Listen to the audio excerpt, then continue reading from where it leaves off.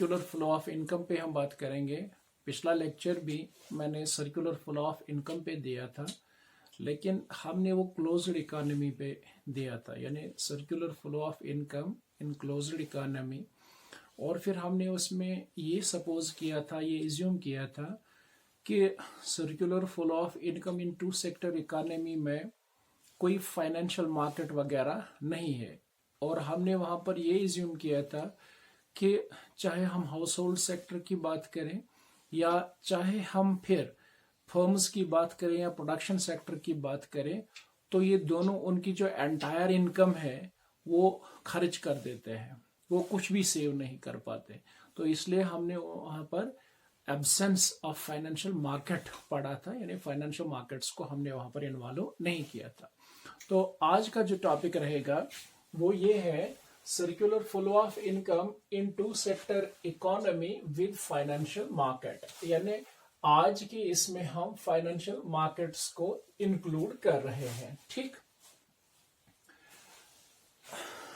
जो पिछला क्वेश्चन हमने पढ़ा था सर्कुलर फ्लो ऑफ इनकम, ठीक है ना, तो इन टू सेक्टर इकोनॉमी, जहां पर हमने फाइनेंशियल मार्केट्स को मतलब वहां पर इन्वॉल्व नहीं किया था, तो विदाउट फाइनेंशियल मार्केट्स जो हमने क्वेश्चन पढ़ा था उसमें हम क्या कह रहे थे कि जो भी इनकम जनरेट होती है, ठीक है ना, हाउस होल्ड्स को किस एतबार से, वो जो फैक्टर पेमेंट्स की सूरत में उनको पैसा मिलता है, तो उस इनकम से वो कंजप्शन एक्सपेंडिचर करते हैं किन चीजों के ऊपर, the goods and services produced by the firms. और हमने ये वहां पर बता दिया था कि हाउस होल्ड्स के पास जितनी भी इनकम है वो एंटायर इनकम जो है वो कंजप्शन एक्सपेंडिचर के लिए इस्तेमाल करते हैं, मीन्स दे सेव नथिंग। और जो इनकम मिलती है फैक्टर, जो इनकम मिलती है फर्म्स को, या जो इनकम रिसेट्स की सूरत में हासिल करते हैं फर्म्स या प्रोडक्शन सेक्टर जिसको कहा जाता है, तो वो एंटायर इनकम जो है वो किस पे खर्च कर देते हैं, फैक्टर पेमेंट्स की सूरत में। तो इस तरीके से दोनों सेक्टर्स में कोई सेविंग का कंसेप्ट नहीं था। लेकिन हम ये लोग जानते हैं, या आप सब लोग भी ये जानते हैं, कि जो भी इनकम जनरेट होती है हाउस होल्ड सेक्टर के लिए, या जो भी इनकम रिसीव होती है हाउस होल्ड सेक्टर में, तो वो सारी की सारी इनकम जो है कंजप्शन एक्सपेंडिचर के लिए इस्तेमाल नहीं की जाती है, बल्कि सच्चाई ये है कि उस इनकम में से एक पार्ट ऑफ इनकम जो है उसको सेव किया जाता है, उसको सेव किया जाता है। और इसी तरीके से जो प्रोडक्शन सेक्टर है, तो प्रोडक्शन इन सेक्टर को जो भी इनकम रिसेप्ट्स की सूरत में हासिल होती है, उस इनकम को वो खर्च नहीं करते हैं, वो सारा का सारा इनकम जो है वो उसको खर्च नहीं करते हैं, बल्कि उस इनकम में एक हिस्सा या अ पार्ट ऑफ इनकम जो रिसेप्ट्स की सूरत में होती है उसको वो अपने पास रखते हैं फॉर डिफरेंट पर्पसेस। जैसे उनको एक्सपेंशन प्रोग्राम्स के लिए पैसा खर्च करना होता है, या उनको प्रोडक्शन में कुछ और काम करने होते हैं, तो उसके लिए वो पैसा जो है वो इस्तेमाल करते हैं या सेव करके रखते हैं फ्यूचर प्लान्स के लिए। तो इसका मतलब ये हुआ कि आज के क्वेश्चन में चाहे अगर हम हाउस होल्ड्स की बात करें या अगर हम प्रोडक्शन सेक्टर की बात करें या जिनको हम फर्म्स बोलते हैं उनकी अगर हम बात करें, तो ये दोनों जो उनकी करंट लेवल ऑफ इनकम होती है उसमें से अ पार्ट ऑफ इनकम जो है वो सेव करते हैं, ठीक है ना। तो ये जो सेविंग्स होते हैं इसको चैनलाइज किया जाता है, या ये जो सेविंग्स होते हैं इसको फाइनेंशियल मार्केट में रखा जाता है। और फाइनेंशियल मार्केट जो है, फाइनेंशियल मार्केट की अगर हम बात करें तो वहां पर इन फंड्स को चैनलाइज किया जाता है किनकी माध्यम से, फाइनेंशियल इंस्टीट्यूशंस की मदद से। तो फाइनेंशियल इंस्टीट्यूशंस क्या होते हैं, जैसे हम एग्जांपल के तौर पर कह सकते हैं कि financial institutions such as banks की अगर हम बात करें, इंश्योरेंस कंपनीज की अगर हम बात करें, एटसेट्रा, तो ये क्या करते हैं, दे ट्रांजैक्ट इन लोनेबल फंड्स, यानी दे ट्रांजैक्ट इन लोनेबल फंड्स। इसका क्या मतलब हुआ, चाहे आप बैंक की बात करें, चाहे आप इंश्योरेंस कंपनीज की आप बात करें, तो वो जो फंड्स वहां पर होते हैं लोनेबल फंड्स, लोनेबल फंड्स का मतलब होता है जिसको चैनलाइज करके एक पार्टी से हासिल करके दूसरी पार्टी को दिया जा सकता है। ठीक है ना।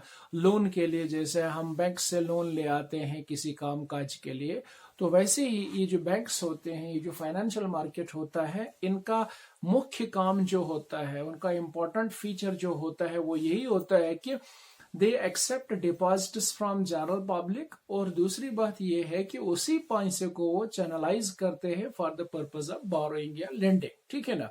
लेकिन यहां पर ये चीज ये होती है कि वो दोनों के ऊपर जो है रेट ऑफ इंटरेस्ट चार्ज करते हैं।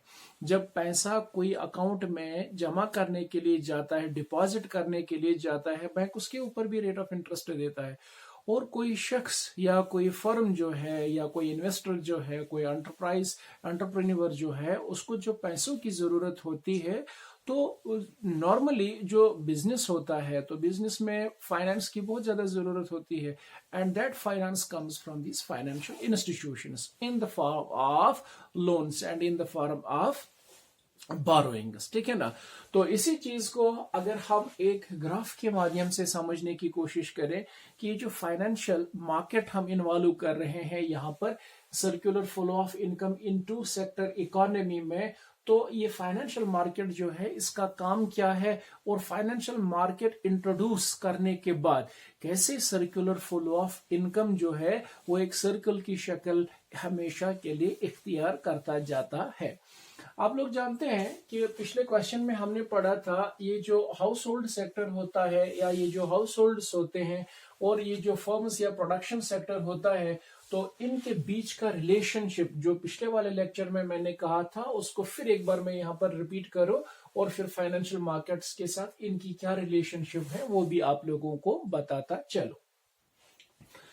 शुरुआत हमने ये की थी कि ये जो हाउस होल्ड सेक्टर है, तो हाउस होल्ड सेक्टर जो है ये मालिक होते हैं या इनके पास फैक्टर्स ऑफ प्रोडक्शन होते हैं, और फैक्टर्स ऑफ प्रोडक्शन जैसे land, labour, capital and enterprise की हम बात करते हैं, ऑर्गेनाइजेशन की हम बात करते हैं, तो ये सारी कहाँ हाउस होल्ड्स के पास होते हैं।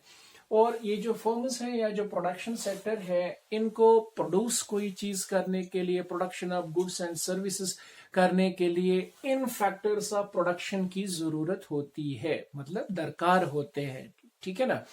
तो इसका मतलब ये हुआ कि ये जो प्रोडक्शन सेक्टर है या ये जो फर्म्स है, they hire factor inputs from households. तो हम यूं कह सकते हैं कि हाउस होल्ड्स जो है वो फर्म्स को क्या प्रोवाइड करते हैं, फैक्टर इनपुट्स, या आप फैक्टर सर्विसेज भी कह सकते हैं। किन सूरत में, एक तो लेबर, एक तो लैंड की शक्ल में, लेबर की शक्ल में, कैपिटल की शक्ल में, और ऑर्गेनाइजेशन की शक्ल में प्रोवाइड कर देते हैं। लेकिन ये जो फर्म्स है, इन चीजों की बदौलत या इन फैक्टर सर्विसेज या फैक्टर इनपुट्स की बदौलत ये फर्म्स जो है ये यहाँ पर production of goods and services करते हैं। ठीक है ना। अच्छा, तो फर्म्स जो है इनको वापसी में क्या देता है, फैक्टर पेमेंट्स। यानी ये जो प्रोडक्शन सेक्टर है या ये जो फर्म्स है, जब ये सिंपली फैक्टर सर्विसेज को हायर कर लेते हैं, तो हायर करने पे ये फर्म्स जो है उन हाउस होल्ड्स को वापसी में उन फैक्टर सर्विसेज के अगेंस्ट जो पेमेंट्स देते हैं उसको हम क्या बोलते हैं, फैक्टर पेमेंट्स। और वो फैक्टर पेमेंट्स का इकोनॉमिक्स में क्या नाम होता है, रेंट। ठीक है ना, वेज, इंटरेस्ट एंड प्रॉफिट की शक्ल में। ठीक है ना। तो आप लोग जानते हैं कि सर्कुलर फ्लो में दो टाइप्स के फ्लो हमें देखने को मिलते हैं, एक जिसको हम रियल फ्लो बोलते हैं और दूसरा जिसको हम मनी फ्लो बोलते हैं। और यूं जो सर्कुलर फ्लो ऑफ इनकम में जब एक सेक्टर से दूसरे सेक्टर की ओर रियल फ्लो चला जाता है, तो उस सेक्टर से वापसी में मनी फ्लो उसको मिलता है। ठीक है ना। तो यहां पर अगर आप देखोगे हाउस होल्ड्स जो है वो फर्म्स को क्या रियल फ्लो प्रोवाइड कर देते हैं in the form of factor inputs, और फर्म्स जो है वापसी में उनको क्या, फैक्टर पेमेंट्स प्रोवाइड करते हैं, जिसको हम मनी फ्लो कहते हैं। तो आप यहां पर इसको आर फ्लो भी कह सकते हैं, एंड आर फ्लो मतलब रियल फ्लो। ठीक है ना। और ये जो यहाँ पर फैक्टर पेमेंट्स हैं, हम इसको यहाँ पर एम फ्लो भी कह सकते हैं, मतलब मनी फ्लो। ठीक है ना। अच्छा, अब क्या हुआ कि इनके पास अब इनकम जनरेट होती है या इनके पास अब इनकम आती है किस सूरत में, फैक्टर पेमेंट्स की सूरत में। इंसान के पास पैसा जब आता है या इंसान पैसा कमाता क्यों है, तो उसका सबसे बड़ा रीजन ये होता है कि उसे अपनी जिंदगी या उसे अपना जीवन जीने के लिए कई सारी चीजों की जरूरत होती है, और वो चीजें जो है वो मार्केट से मिलती हैं, ठीक है ना, और अगेंस्ट सम प्राइस मिलती है। तो इसलिए इंसान हमेशा पैसा कमाना चाहता है। तो जाहिर सी बात है कि अगर इनके पास पैसे आ गए तो नॉर्मली इनको अपनी वांट्स को सेटिस्फाई करने के लिए चीजों की जरूरत होती है। सो देयरफॉर उस पैसे से ये क्या करेंगे, कंजप्शन एक्सपेंडिचर। अब कंजप्शन एक्सपेंडिचर किस चीज के ऊपर करेंगे, ऑन, ठीक है ना, goods and services, consumption expenditure on goods and services. तो इसका मतलब ये हुआ कि अब हाउस होल्ड जो है वो मनी एक्सपेंडिचर कर रहे हैं, वो मनी फ्लो कर रहे हैं, कहां पर, फर्म्स में। और फर्म्स इसके मतलब इसके अपोजिट में क्या करेंगे, वो उनको देंगे real flow in the form of goods and services. यानी कुल मिला के ये जो हाउस होल्ड्स है वो अब की बार इनके पास जो पैसा आया था, ठीक है ना, उस पैसे को वो खर्च करेंगे, ठीक है ना, किसके लिए करेंगे, गुड्स एंड सर्विसेज के लिए। तो ये जो कंजप्शन एक्सपेंडिचर है ये कौन सा फ्लो हुआ, ये मनी फ्लो हुआ, ठीक है ना। और वापसी में इस मनी फ्लो को क्या मिलेगा, that will be called real flow, ठीक है ना, वो गुड्स एंड सर्विसेज की शक्ल में मिलेगा। ये तो पिछले क्वेश्चन में भी मैंने आप लोगों को पढ़ाया था, ठीक है ना। लेकिन अब जब हम फाइनेंशियल मार्केट इसमें इन्वॉल्व कर रहे हैं तो फाइनेंशियल मार्केट का क्या मतलब हुआ, इसका काम क्या हुआ। देखिए बैंक्स का तो हमेशा यही काम रहता है, पैसा जिन लोगों के पास होता है वो बैंक्स में जाकर उसको डिपॉजिट करते हैं और उस पर भी उनको रेट ऑफ इंटरेस्ट मिलता है। हालांकि अकाउंट्स जो है वो डिफरेंट कैटेगरी के होते हैं, उस पर एक सेपरेट लेक्चर में दे दूंगा, ठीक है ना, रेट ऑफ इंटरेस्ट के एतबार से। लेकिन अभी आप यहां पर इतना समझ लीजिए कि एक बैंक जो होता है, जिन लोगों के पास पैसा होता है वो उस बैंक में जाकर उसको डिपॉजिट करेंगे, और जिन लोगों को पैसों की जरूरत होती है तो वो बैंक में जाकर पैसों को बारो कर सकते हैं वहां से। लेकिन दोनों के ऊपर रेट ऑफ इंटरेस्ट जो है बैंक चार्ज करता है। तो यहाँ पर जब फाइनेंशियल मार्केट की हम बात करेंगे, मान के चलिए कि जो हाउस होल्ड्स है इनके पास जो भी करंट लेवल ऑफ इनकम है वो सारा का सारा पैसा अब की बार वो खर्च नहीं कर रहे हैं, बल्कि उस लेवल ऑफ इनकम में या वो जो पैसा इनके पास आता है उसमें से अ पार्ट ऑफ इनकम जो है उसको वो सेव करते हैं। तो इसका मतलब ये हुआ कि हाउस होल्ड जो है वो फाइनेंशियल मार्केट में जो बचा हुआ पैसा है वो उसको सेव करते हैं, ठीक। अच्छा, और जाहिर सी बात है कि ये जो हाउस होल्ड्स है अगर कभी इनको पैसों की आवश्यकता हो या अगर इनको कभी पैसों की जरूरत पड़े, ठीक है ना, तो ये फाइनेंशियल मार्केट से पैसा बारो भी कर सकते हैं, ठीक है ना, ये बारो भी कर सकते हैं, उसके अपने कायदे कानून होते हैं, तो उस एतबार से ये बैंक में जाकर पैसा जो है वो बारो कर सकते हैं, ठीक। इसी तरीके से ये जो फर्म्स हैं, अब इनका जो पैसा यहां पर आ गया, इन्होंने इसको डिपॉजिट किया, तो फर्म्स जो है नॉर्मली अपने बिजनेस को फंक्शनल करने के लिए, उसको एक्सपेंड करने के लिए और उसके जो भी लवाजमात हैं उनको पूरा करने के लिए इन्हें फाइनेंस की जरूरत होगी। तो जाहिर सी बात है कि ये फाइनेंशियल मार्केट से फर्म्स जो है दे विल सिंपली बारो, ठीक है ना। तो इसका क्या मतलब हुआ कि फर्म्स जो है दे विल सिंपली बारो मनी, ठीक है ना।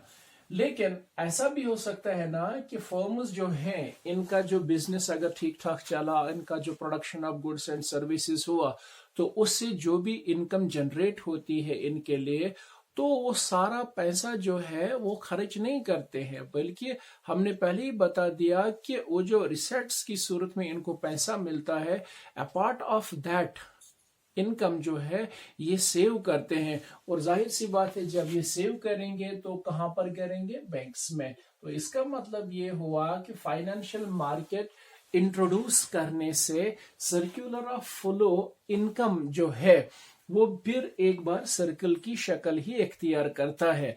और हम ये कह सकते हैं कि ये जो फाइनेंशियल मार्केट है इसका जो रिलेशनशिप है दोनों सेक्टर्स के साथ या हाउस होल्ड्स के साथ या फिर हम फर्म्स की बात करें इनके साथ, वो यही है कि ये डिपॉजिट पैसे कर सकते हैं फाइनेंशियल मार्केट में और जरूरत पड़ने पे ये पैसे बारो कर सकते हैं फाइनेंशियल मार्केट में। और इस तरीके से अगर आप देखोगे कि यहाँ पर एक सेक्टर से निकलकर दूसरे सेक्टर में इनकम घुस जाती है और फिर उस सेक्टर से निकलकर फिर पहले वाले सेक्टर में आ जाती है, और इस तरीके से फाइनेंशियल मार्केट्स जो है वो कैसे इन दोनों सेक्टर्स के साथ राबते में आती है, और इस तरीके से ये इनकम जो है वो एक सर्कल की शक्ल इख्तियार कर लेती है। So technically we called it as circular flow of income in two sector economy with financial markets.